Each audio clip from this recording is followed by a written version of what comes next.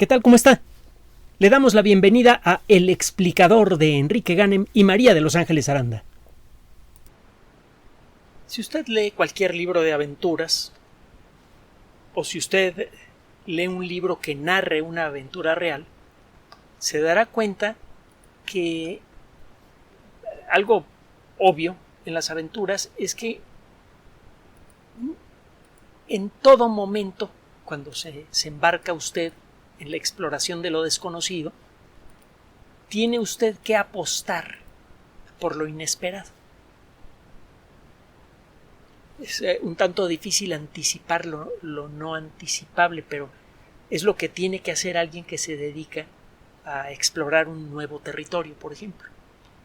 Y esto es especialmente importante para alguien que se dedica a buscar más allá de los límites del conocimiento humano. Eso es lo que hace un científico, un artista, un filósofo.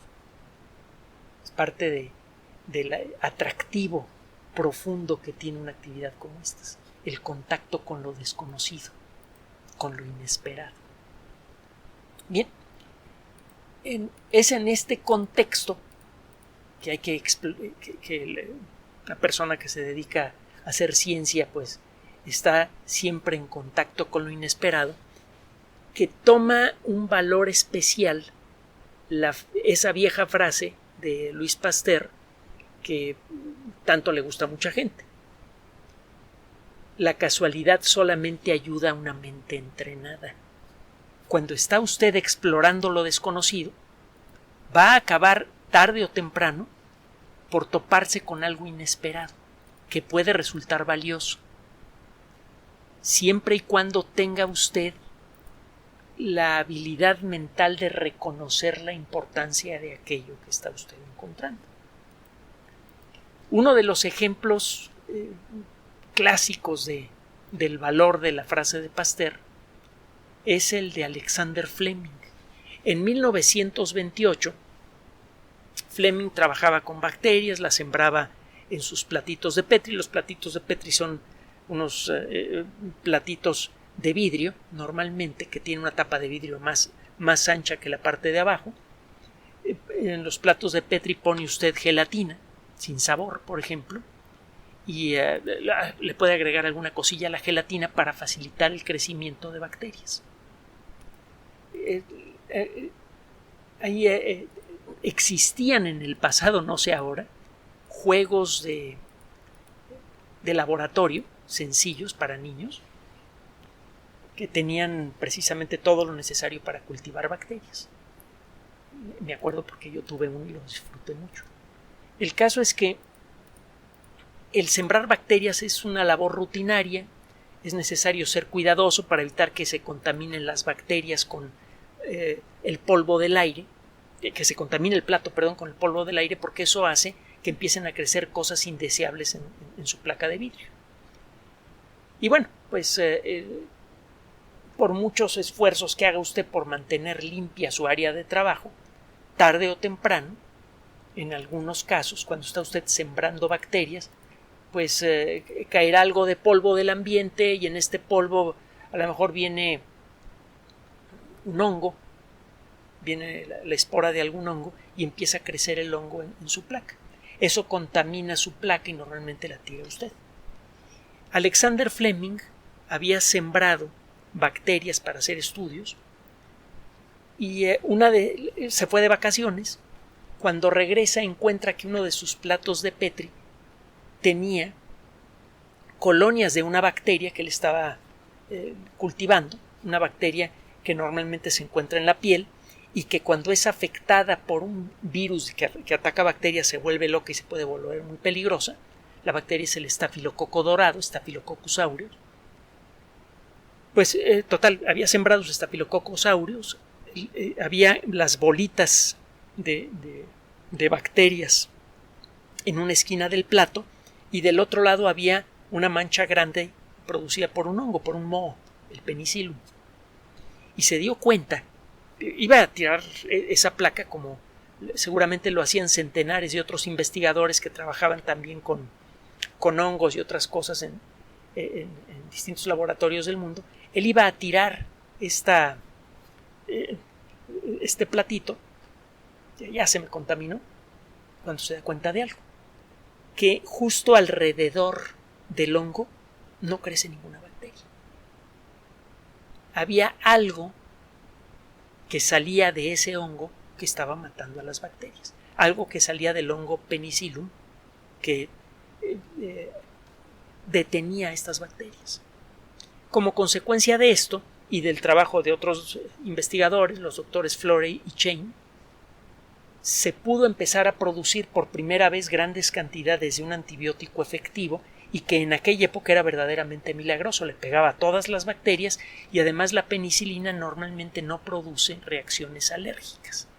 Con el paso de los años empezaron a aparecer las reacciones alérgicas a la penicilina, que por cierto en muchos casos parece tener más que ver con las sustancias acompañantes de la penicilina en el medicamento que con la penicilina misma, sobre todo en la penicilina inyectable. Y bueno, comenzaron a aparecer las variantes resistentes a la penicilina y fue necesario empezar a buscar otros antibióticos, y estos antibióticos a la mera hora resultaron ser menos efectivos de lo que se esperaba, o más tóxicos de lo que se esperaba, y además en todos los casos comenzaban a aparecer bacterias resistentes, pero en cualquier caso fue gracias a la penicilina que se logró, a la penicilina y sus derivados y sus familiares, otros antibióticos, y gracias también a las vacunas, que en el siglo XX el promedio de vida en muchos países del mundo pegó un brinco espectacular. Esto sucedió en 1928 como consecuencia de un accidente de laboratorio. Bueno, pues acaba de ocurrir otro accidente de laboratorio interesantísimo que acaba de ser presentado en una revista que se llama Science Translational Medicine, medicina translacional, de la editorial Science. En la medicina translacional usted toma información que ha obtenido de algún otro campo de la ciencia y lo aplica a la medicina. Bueno, este grupo de investigación en la Universidad Johns Hopkins se puso a trabajar con un estafilococo dorado, pero uno mucho más peligroso que con el que trabajaba Fleming. Hay una variedad de estafilococo dorado que se le conoce como estafilococo dorado resistente a la meticilina. Esta variedad es resistente a un antibiótico muy activo, la meticilina, y normalmente el estafilococo dorado resistente a meticilina es resistente a prácticamente todos los demás antibióticos. Para matarlo se necesita un matamoscas. Es una variedad de estafilococo dorado muy agresiva que con facilidad genera infecciones que resultan dificilísimas de erradicar. Son relativamente comunes en hospitales y matan a muchas personas todos los años. Bueno, pues estos investigadores estaban tratando de entender por qué el sistema inmune no reacciona bien ante una infección producida por estafilococo dorado resistente a la meticilina. Estaban trabajando con ratones. Normalmente, como entendemos que funciona el sistema inmune, es que cuando ocurre algún asalto a nuestro cuerpo, por bacterias, por hongos, por virus, el sitio afectado, las células del sitio afectado empiezan a producir una sustancia que se llama interleucina 1 beta. Esta sustancia por sí misma no sirve para nada. Hay otra sustancia, una proteína también que se llama, una serie de proteínas que se llaman caspasas. Las caspasas cambian la estructura molecular de la interleucina 1 beta. En su nueva forma, ya alterada por las caspasas, la interleucina sirve como una especie de señal de alarma que atrae rápidamente a varios tipos de glóbulos blancos que saben atacar a bacterias. Están los neutrófilos, los monocitos y los macrófagos. Cuando se activa la señal de interleucina, porque la interleucina ha sido potenciada por las caspasas, los glóbulos blancos, ese tipo de glóbulos blancos llegan en grandes cantidades al sitio donde se está emanando esa sustancia, se encuentran las bacterias y comienzan a atacarlas. Bueno, se tomaron ratones a los que se les infectó con esta bacteria y se les dio una sustancia que se llama inhibidor de pancaspasa, es decir, una sustancia que inhibe a todas las caspasas. Lo que se esperaba es que estos ratoncitos se infectaran y se murieran muy rápidamente, porque se supone que al no producir interleucina 1 activa, se produce la sustancia precursora interleucina 1 beta, pero como no es atacada por las caspasas no se convierte en su forma activa. Se esperaba que estos ratoncitos se infectaran rápidamente porque los glóbulos blancos no llegarían al lugar a atacar a las bacterias. Ya que no sabe qué, les dieron una sola dosis oral de una sustancia inhibidora de todas las caspasas a los ratones que ya estaban infectados, que tenían unas lesiones grandes en la piel y que se les van las lesiones por completo. Rápidamente se acabaron todas las bacterias. ¿Qué demonios pasó aquí?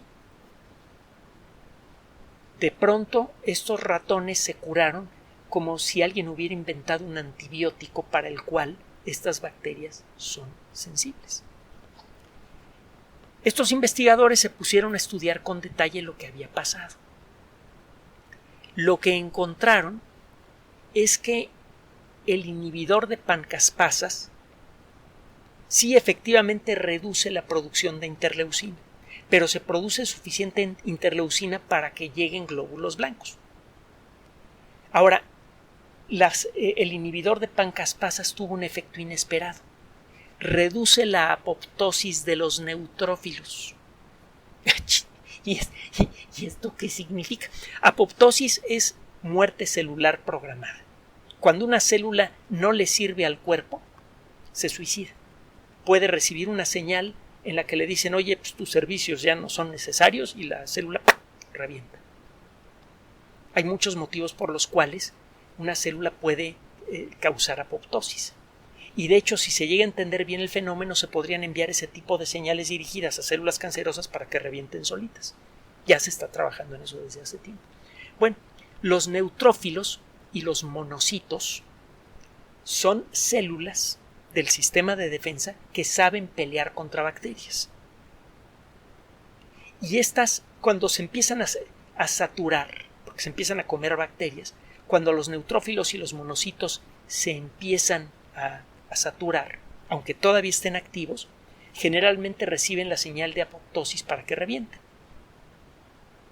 Es una lástima porque esas células todavía podrían pelear contra la infección.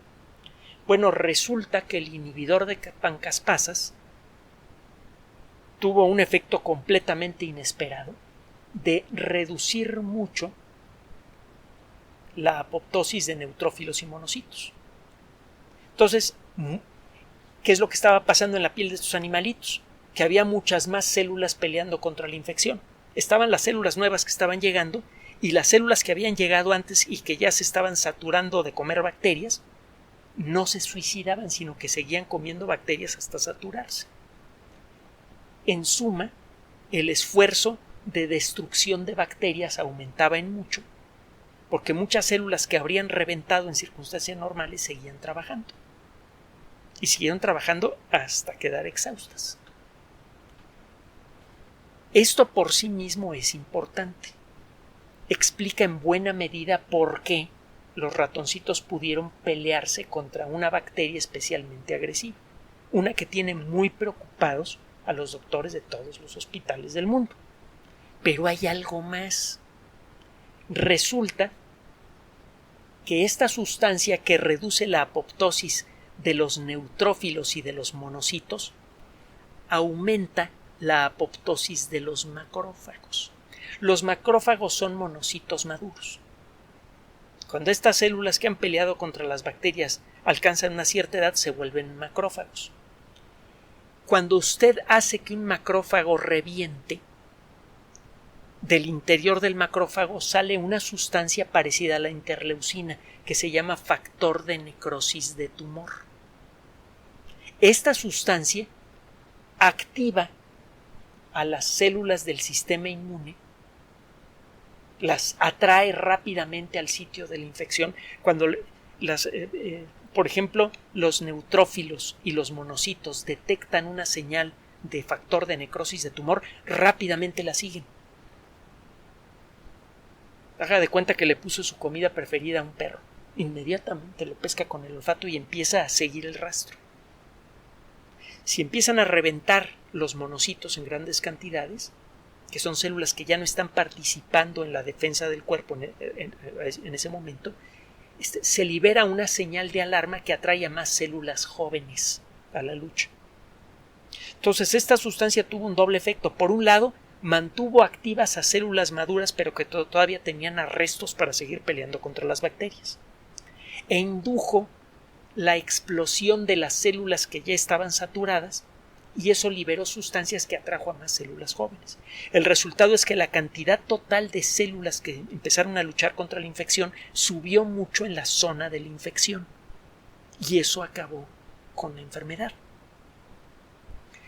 Estos investigadores también hicieron, después de llevarse esta sorpresa, dijeron, bueno, oye, y funcionar esto para otras bacterias, se pusieron a trabajar con Streptococcus pyogenes, que es una bacteria que, al igual que el estafilococo dorado, existe en nuestra piel de manera normal, pero cuando es potenciada por el ataque de un virus que no la destruye, hay virus que atacan bacterias, se llaman bacteriófagos, el Streptococcus pyogenes puede producir escarlatina y puede provocar un montón de otras enfermedades, algunas de ellas gravísimas, por ejemplo el síndrome de shock tóxico, que puede matar a una persona en muy poco tiempo.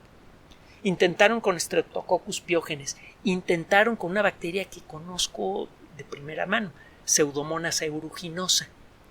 El que fue mi profesor de genética, el maestro Sergio Vaca, y su ayudante, un gran amigo que desgraciadamente ya falleció, Diego Arenas, los dos ya fallecieron, trabajaban con una variedad de Pseudomonas aeruginosa que había sido infectada por unos virus que la hacían invulnerable a prácticamente todos los antibióticos y que estaban causando problemas graves en hospitales, me parece que en Puebla. Estaban trabajando con esa bacteria y bueno, inicialmente pensé en hacer una tesis sobre el asunto, solo que por esas fechas ocurrió la única huelga que hubo en la escuela en la que yo estudié, la ENEP Iztacala, durante toda mi carrera, nada más tuvimos una huelga. Y como consecuencia de esa huelga se murieron las bacterias y yo tuve que buscarme otra tesis y encontré algo de computación que me gustó mucho, por cierto. Bueno, el caso es que Pseudomonas aeruginosa es una bacteria excepcionalmente resistente, muy difícil de enfrentar.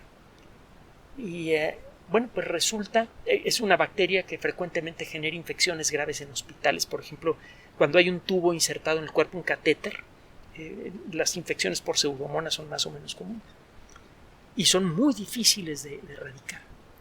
Pues resulta que este mecanismo en ratones funcionó igual para Pseudomonas, para Streptococcus pyogenes, para estafilococo dorado resistente a la meticilina. Es un super notición. Si esto llega a funcionar en seres humanos, va a producir un cambio muy profundo en el tratamiento de muchas enfermedades infecciosas agudas, es decir, enfermedades que se declaran de golpe y muy fuerte. Hasta el momento, la lógica de la lucha contra las enfermedades infecciosas causadas por bacterias era desarrollo un nuevo antibiótico, lo reservo, lo uso de manera muy restringida en hospitales con recetas especiales para atacar bacterias que son resistentes a todos los demás antibióticos, y cuando aparece alguna bacteria que ya es resistente a ese antibiótico, pues espero que ya tengamos otro antibiótico nuevo con que luchar. Esto venía pasando de manera más o menos regular, pero hubo épocas en las cuales los médicos se quedaron sin antibióticos suficientemente efectivos para luchar contra algunas bacterias, y las muertes hospitalarias por infecciones incontrolables empezaron a subir. Parecía que íbamos a perder la ventaja de los antibióticos y que íbamos a regresar a la época en la que una pulmonía sencilla era una sentencia de muerte, en la época en la que Fleming hizo su trabajo. Resulta que no. Parece ser que este efecto podría funcionar, es la sospecha fuerte que tienen estos investigadores que tienen mucha experiencia, que este efecto podría funcionar en seres humanos y que este efecto podría funcionar en todo el cuerpo, no solo en infecciones de la piel. Si esto es cierto, podríamos facilitarle el trabajo al sistema inmune para que sea el sistema inmune el que enfrente a las bacterias. Dejaríamos de utilizar sustancias que matan a las bacterias malas y también a las bacterias buenas. El uso excesivo de antibióticos tiene efectos gravísimos en el sistema el tracto digestivo, y eso eventualmente puede generar problemas de obesidad, algunos problemas graves de infecciones no controlables por antibióticos, problemas incluso en el sistema nervioso, etcétera, etcétera. El usar antibióticos en exceso es mala idea. Bueno, podríamos quizá empezar a dejar atrás, cuando menos en algunos casos, la era de los antibióticos y instruir a nuestro sistema inmune a que funcione mejor contra las infecciones bacterianas gracias a este descubrimiento que tiene muchos paralelos con el de Fleming. Se hizo contra el mismo tipo de bacteria, con el estafilococo dorado, y también es un descubrimiento hecho de manera inesperada, accidental. Y es un descubrimiento que estuvo a punto de ser desechado. Los investigadores pensaron inicialmente que había algo malo con su metodología de trabajo. Hay otra frase que también tiene que ver con la suerte. Es más antigua, es una frase de la época de la antigua Roma, que dice que la suerte solo ayuda a los audaces.